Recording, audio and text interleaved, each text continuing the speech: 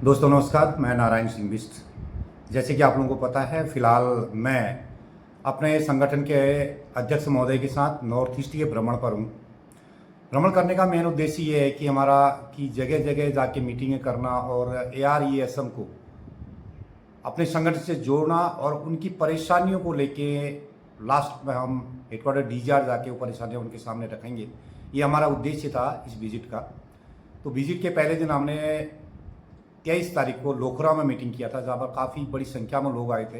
यहाँ तक कि वहाँ पर नेपाल से भी आदमी आए थे। नेपाल भी लोग भी अपनी फरियाद लेके आए, यानी कि ये जो अपनी परेशानियाँ लेके आए थे, जिनकी परेशानियाँ कुछ इस प्रकार से थी कि हमारे ARESM ने शादी करी पहली नेपाल में, उसके बाद असम राइफल में नॉर्थ ईस्ट में नौकरी करी, उसके बाद दीमापुर में कहीं वो फिर दोबारा सेटल हो गए, लेकिन BRO कर दिया नेपाल वाली मैडम का और अपने आप दीमापुर में सेटल हुए और एक्सपायर भी हो गए। अभी दीमापुर वाली मैडम क्या कह रही है कि मुझे पेंशन मिलनी चाहिए।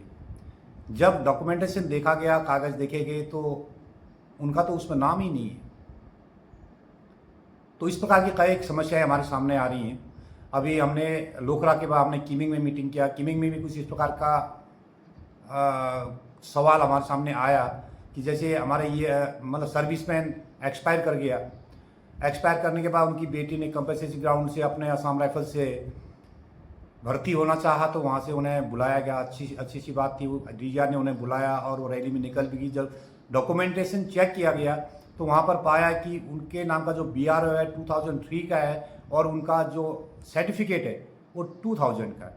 तो इतना बड़ा मतलब गलत काम किया है इंडिविजुअल ने। मैं इसको कोई ऑफिस या ऑफिस बेयरर या किसी डिपार्टमेंट को मैं गलत नहीं मानूंगा। इसलिए नहीं मानूंगा कि हमने अपना डॉक्यूमेंटेशन खुद करना चाहिए था। अपने नाम की स्पेलिंग, अपना डेट ऑफ बर्थ मैडम का, NOK का, और जो भी नाम है उस स्पेलिंग सही है कि नहीं है, होम एड्रेस सही है कि नहीं है, ये सब कुछ हम लोगों ने सर्विस के दौरान करना चाहिए था। हालांकि मैं जिस यूनिट से हूँ, मेरी यूनिट में तो ये चलता था उस समय जब मैं सर्विस में था कि कंपनी वाइज या प्लाटून वाइज ऑफिस में जाके अपना डॉक्यूमेंट ठीक करेंगे, अपना नाम सही कराएंगे, अपना डेट ऑफ बर्थ सही कराएंगे, अपना बच्चों का नाम सही कराएंगे, BRO करवाएंगे। ये ऑर्डर था। लेकिन हम लोगों ने अगर ऑर्डर फॉलो नहीं किया तो हम अगर डिपार्टमेंट को इसमें गलत समझें, आज हम ये कहें कि असम राइफल से ये नहीं हो रहा है, वो नहीं हो रहा है, तो ये तो सरासर गलत है। क्योंकि गलत हमने किया है। जब हमें मौका दिया गया था तो उस समय तो हमने गौर किया नहीं, और अब हम घर आके हम या हमारे बच्चे इस बात से परेशान है कि हमारा तो ये नाम गलत है, सो नाम गलत है। DGR का बाबू तो कोई गया नहीं होगा आपके घर, आपने कागज़ तो बाबू को दिए होंगे, तो उन्होंने उसी आधार पर आपका BRO या जो भी करना था वो किया होगा। तो अगर BRO पब्लिश भी हो गया था तो उसके बाद आपने चेक करना था, उसमें ऑब्जर्वेशन देना चाहिए था कि सर ये तो गलत हो रहा है, ये मेरा गलत हो गया, उसमें फिर रेक्टिफाई किया जाता उसको। लेकिन हम लोगों ने ऐसा नहीं किया, जिसके कारण कि आज मैं आपको दिखाऊंगा अभी मेरे पास कितना डॉक्यूमेंट तैयार हो गया ऑनलाइन WhatsApp के माध्यम से, जो कल रात में 1 बजे तक इसको प्रिंट और सॉर्ट आउट करते रह गया। ये देखिए इतना बड़ा पतौड़ा हो चुका है, जो सिर्फ आपका नाम गलत होने के कारण, BRO गलत होने के कारण, चाहे गलती जहाँ से भी थी, लेकिन सबसे बड़ी गलती तो मैं इंडिविजुअल की मानूंगा कि उसने अपना BRO चेक क्यों नहीं किया था। ये कल रात 1 बजे तक मैंने इसको प्रिंट किया है। ये सिर्फ 1 दिन का WhatsApp मैसेज है मेरे पास, और लोगों को बता रहा हूँ कि आप PDF बना के भेजिए, लेकिन वो क्या कर रहे हैं, फोटो खींच के भेज देने। फॉर्मेलिटी, जैसे फॉर्मेलिटी फौज में करी थी उन्होंने, वही फॉर्मेलिटी अभी मेरे साथ भी कर रहे हैं। वो सोच रहे हैं कि इस फोटो को वो DGR में शायद किसी संबंधित ब्रांच में देगा, लेकिन मैं उसको कतई नहीं दूंगा। क्योंकि अगर कोई क्लर्क या कोई बाबू, कोई डिपार्टमेंट, कोई ऑफिस, कोई ब्रांच अगर काम करते हैं, वो सिस्टमेटिक ढंग से करेगी ना, कि मेरी फोटो देने से वो थोड़ी तुम्हारा काम कर देंगे। अपना प्रॉपर जो डॉक्यूमेंट है सारे आप अपने PDF बनवाइए अच्छा सा, ताकि अगले के समझ में भी आ जाए और मेरी समझ में भी आ जाए, तो तब हम लोग ये बात रख सकते हैं। ऐसा नहीं कि आपने एक बच्चे से फोटो खींचवा मांगा और वो मेरे WhatsApp पर डाल दिया। ऐसा मत कीजिए। आप अपना प्रॉपर तरीके से एप्लीकेशन बनाइए। एक मैंने सुबह अपना एक ग्रीवेंस स्लिप बोल के एक वो भी डाली हुई फॉर्मेट डाला हुआ है, जो DGR हेडक्वार्टर का बनाया हुआ है, उसको फिलअप कीजिए। उसके पीछे अपने सपोर्टिंग डॉक्यूमेंट जो भी आधार कार्ड, पार्ट BR, मतलब जो पिछला गलत हुआ था वो DGR से कोई लेटर आपके पास आया वो भेजिए, ताकि उस रेफरेंस से उसको चेक कर सकें। आपने एफिडेविट बनाना है तो बनाइए, पेपर कटिंग बनाना है तो वो लगवाइए उसमें। तो अभी अगर आप मेरे इस भ्रमण के दौरान नहीं भी दे सकते, उसके बाद भी आप दे सकते हैं। मैं उम्मीद करता हूं कि DGR का जो स्टाफ ये काम कर रहा है वो हमारे कॉन्टैक्ट पर रहेगा, क्योंकि हम उनसे रिक्वेस्ट करेंगे कि जो भी हमारे पास इस प्रकार का ग्रेवेंस आता है या कोई ऐसी परेशानियां आती हैं तो आप उनको सॉर्ट आउट करने की कृपा करेंगे। तो ये हम वहाँ पर भी ये बात रखेंगे, तो उसके बाद भी आप दे सकते हैं, फिर आप बाद में मैं आपको बता दूंगा कि हालात क्या होती हैं। तो कई वीडियोज़ ऐसी हैं। दीमापुर की बात बताऊं, मैं कल चुमकदीमा में थे हम लोग। चुमकदीमा में वो साहब आसामीज हैं, तो उन्होंने बीआरओ अपनी मैडम का, ओरिजिनल मैडम का किया जो गांव पर रहती हैं। उनका एक बेटा भी है, वो मेरे पास आके हाथ जोड़ता रो रहा था, बोला सर मेरे पास कोई सहारा नहीं है, हमारे पिताजी ने हमारे लिए जो किया किया, लेकिन मरने के बाद पेंशन तो हमें मिलनी चाहिए थी। हुआ ये कि बीआरओ भी उनका है, पेंशन पीपीओ में भी उनका नाम है, लेकिन साहब वहाँ से दीमापुर में बैठ गए। दीमापुर में एक और शादी करके बैठ के वहाँ से पेंशन ड्रॉ करते रहे, खाते रहे। अब साहब 2018 में डेथ हो गई। 2018 सितंबर या अक्टूबर में शायद उनकी लास्ट पेंशन आई थी। उसके बाद क्या हुआ, साहब गुजरने के बाद जो वहाँ की मैडम थी, उन्होंने कुछ डुप्लीकेसी उसमें हुई है। मैं डीजीआर साहब से जो ब्रांच में जाऊंगा, मैं वो 80 से मैं समझ के गया हूँ, मैं उनको समझाऊंगा कि ये गलती है इसमें हुई है। वो कोई ऑफिशियल गलती नहीं है, ये इंडिविजुअल ने अपनी चालाकी करी है। तो उसने वो पेंशन ड्रॉ करती गई, अपना एटीएम से निकालते गए। आखिर में वो मैडम भी जो दीमापुर की थी वो भी एक्सपायर हो चुकी है। जबकि वास्तविक हकदार जो उनके पीपीओ में है, उनकी मैडम है जो आसाम चुंगाजान में रहती है। उनको वो पेंशन मिलना चाहिए था, लेकिन मिला नहीं।